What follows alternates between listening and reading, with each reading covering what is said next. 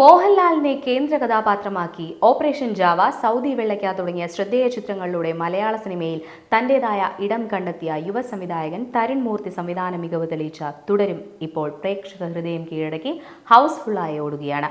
മോഹൻലാലിന്റെ നീണ്ട അഭിനയ ജീവിതത്തിലെ 360ാമത് ചിത്രം എന്ന നിലയിലും ഈ പ്രൊജക്ടിന് സവിശേഷ പ്രാധാന്യമുണ്ടായിരുന്നു. അതുകൊണ്ട് തന്നെ L360 എന്ന താൽക്കാലിക പേരിൽ പ്രഖ്യാപിക്കപ്പെട്ടതു മുതൽ സിനിമാ പ്രേമികൾ വലിയ ആകാംക്ഷയിലായിരുന്നു.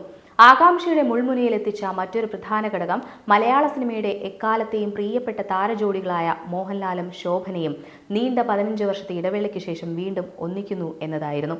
തേന്മാവിൻ കൊമ്പത്തും മിന്നാരവും മണിച്ചിത്രത്താഴും പോലുള്ള ക്ലാസിക്കുകൾ സമ്മാനിച്ച ഈ കൂട്ടുകെട്ടിന്റെ തിരിച്ചുവരവ് തന്നെയായിരുന്നു സിനിമയുടെ പ്രധാന ആകർഷണങ്ങളിലൊന്ന്. എന്നാൽ ഈ താരപ്രഭയെ സിനിമയുടെ പ്രൊമോഷന് വേണ്ടി അമിതമായി ഉപയോഗിക്കാതെ അവരുടെ ഓൺ സ്ക്രീൻ മാജിക് തിയേറ്ററിൽ തന്നെ പ്രേക്ഷകർ അനുഭവിക്കട്ടെ എന്ന സംവിധായകൻ തരുൺ മൂർത്തിയുടെ നിലപാട് ശ്രദ്ധേയമായിരുന്നു. ചിത്രം റിലീസായി ആദ്യ ഷോ കഴിഞ്ഞപ്പോൾ തന്നെ പുറത്തുവരുന്ന റിപ്പോർട്ടുകൾ സൂചിപ്പിക്കുന്നത് സിനിമയ്ക്ക് പ്രേക്ഷകരിൽ നിന്ന് മികച്ച പ്രതികരണമാണ് ലഭിക്കുന്നത് എന്നാണ്.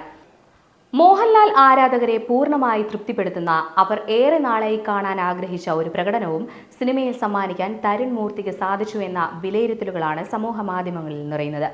പത്തനംതിട്ട ജില്ലയിലെ റാന്നി എന്ന മലയോര പട്ടണമാണ് കഥയുടെ പശ്ചാത്തലം. അവിടെ ടാക്സി ഓടിച്ച് കുടുംബം പുലർത്തുന്ന ഷൺമുഖൻ എന്ന സാധാരണക്കാരനാണ് മോഹൻലാൽ അവതരിപ്പിക്കുന്ന കേന്ദ്ര കഥാപാത്രം.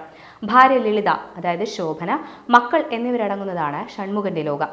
സിനിമയുടെ ആദ്യ പകുതി ഷൺമുഖന്റെയും ലളിതയുടെയും കുടുംബജീവിതത്തിലെ കൊച്ചു കൊച്ചു സന്തോഷങ്ങളും പിണക്കങ്ങളും നർമ്മ മുഹൂർത്തങ്ങളും നിറഞ്ഞതാണ്.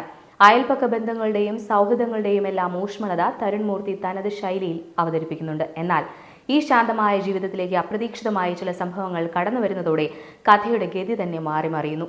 ഒരു ഫാമിലി ഡ്രാമയുടെ അന്തരീക്ഷത്തിൽ നിന്ന് ചിത്രം പതിയെ ഒരു ക്രൈം ത്രില്ലറിന്റെ സ്വഭാവത്തിലേക്ക് നീങ്ങുകയാണ് ഉണ്ടാകുന്നത്. ശേഷം സിനിമ കുറ്റകൃത്യം, പ്രതികാരം, കുറ്റബോധം തുടങ്ങിയ തീവ്രമായ മാനുഷിക വികാരങ്ങളെ കൈകാര്യം ചെയ്യുന്നുമുണ്ട്. ഓരോ കഥാപാത്രത്തിന്റെയും മാനസിക വ്യാപാരങ്ങൾ, അവരുടെ തീരുമാനങ്ങൾ, അതിന്റെ പ്രത്യാഘാതങ്ങൾ എന്നിവയെല്ലാം സിനിമ വിശകലനം ചെയ്യുന്നുണ്ട്. ചിത്രത്തിലെ ഏറ്റവും വലിയ സർപ്രൈസ് ഒരുപക്ഷെ പുതുമുഖമായ പ്രകാശ് വർമ്മയുടെ പ്രകടനമാണ്. ജോർജ് സാർ എന്ന കഥാപാത്രമായ അദ്ദേഹം അക്ഷരാർത്ഥത്തിൽ തന്നെ ഞെട്ടിച്ചു കളഞ്ഞു. പരസ്യചിത്രങ്ങളിലൂടെ ശ്രദ്ധേയനായ വർമ്മ തന്റെ ആദ്യ സിനിമയിൽ തന്നെ ഇത്രയും വെല്ലുവിളി നിറഞ്ഞ ഒരു വേഷം ഗംഭീരമാക്കി മാറ്റിയിട്ടുണ്ട്. പ്രേക്ഷകരിൽ അസ്വസ്ഥതയും ഭയവും ഒരുപോലെ ജനിപ്പിക്കാൻ അദ്ദേഹത്തിന്റെ പ്രകടനത്തിന് കഴിഞ്ഞു. സിനിമയുടെ പ്രചാരണവേളയിൽ ഈ കഥാപാത്രത്തെയും നടനെയും ഒരു സസ്പെൻസായി നിലനിർത്തിയ സംവിധായകന്റെ തന്ത്രം പൂർണ്ണമായി വിജയിച്ചു എന്ന് തന്നെ നമുക്ക് പറയാം. തിയേറ്ററിൽ ഈ കഥാപാത്രം പ്രത്യക്ഷപ്പെടുമ്പോഴുണ്ടാകുന്ന ഇമ്പാക്റ്റും വളരെ വലുതാണ്. മറ്റ് സഹതാരങ്ങൾ ഫർഹാൻ ഫാസിൽ, മണിയൻ പിള്ള രാജു, ഇർഷാദ് അലി, ആർഷ ചാന്ദിനി ബൈജു, തോമസ് മാത്യു തുടങ്ങിയവരും തങ്ങളുടെ വേഷങ്ങൾ മികവുറ്റതാക്കിയിട്ടുണ്ട്. ലാലേട്ടന്റെ പ്രകടനം ഗംഭീരമാണ്. വർഷങ്ങൾക്ക് ശേഷം ഒന്നിച്ച മോഹൻലാൽ ശോഭന ജോഡിയുടെ ആകർഷണീയതയും തരുൺ മൂർത്തിയുടെ കൈയടക്കമുള്ള സംവിധാനവും പുതുമുഖം പ്രകാശ് വർമ്മയുടെ ഞെട്ടിക്കുന്ന പ്രകടനവും കുടുംബ ബന്ധങ്ങളുടെ ഊഷ്മളതയിൽ തുടങ്ങി ഉദ്യോഗജനകമായ ത്രില്ലറിലേക്ക് മാറുന്ന കഥ പറച്ചിൽ രീതിയും മികച്ച സാങ്കേതിക ഘടകങ്ങൾ എന്നിവയെല്ലാം തുടരുമെന്ന സിനിമയെ മികച്ചൊരു തിയേറ്റർ അനുഭവമാക്കി നൽകുന്നുണ്ട്. തുടരും തീർച്ചയായും തിയേറ്ററിൽ പോയി കാണേണ്ട ഒരു ചിത്രം തന്നെയാണ്. കുടുംബ പ്രേക്ഷകർക്കും ത്രില്ലർ സിനിമകൾ ഇഷ്ടപ്പെടുന്നവർക്കും ഒരുപോലെ ആസ്വദിക്കാൻ കഴിയുന്ന ഘടകങ്ങൾ സിനിമയിലുണ്ട്. മോഹൻലാൽ എന്ന മഹാനടന്റെ അഭിനയ വിസ്മയം വീണ്ടും അനുഭവിച്ചറിയാൻ ആഗ്രഹിക്കുന്നവർക്ക് ധൈര്യമായി ചിത്രത്തിന്റെ ടിക്കറ്റ് എടുക്കാം.